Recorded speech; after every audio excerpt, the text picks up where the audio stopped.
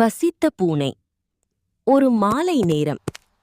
யூசுப் என்ற சிறுவன் மக்ரிப் தொழுகைக்காக பள்ளிவாசலுக்கு அவசரமாக ஓடிக்கொண்டிருந்தான்.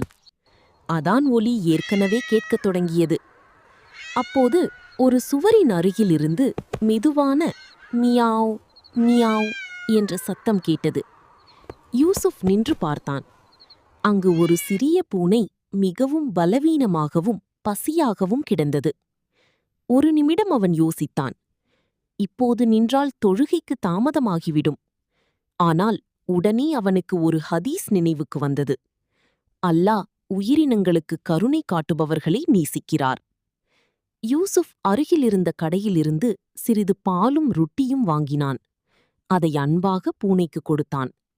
சிறிது நேரத்தில் பூனை மெதுவாக எழுந்து நடக்கத் தொடங்கியது.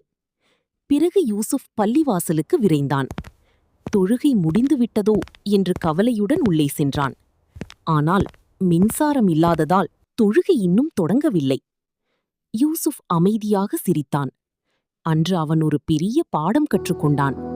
அல்லாஹின் படைப்புகளுக்கு கருணை காட்டினால் அல்லாஹ் நமக்கு இன்னும் அழகான நன்மைகளை தருவார். ஆமீன்.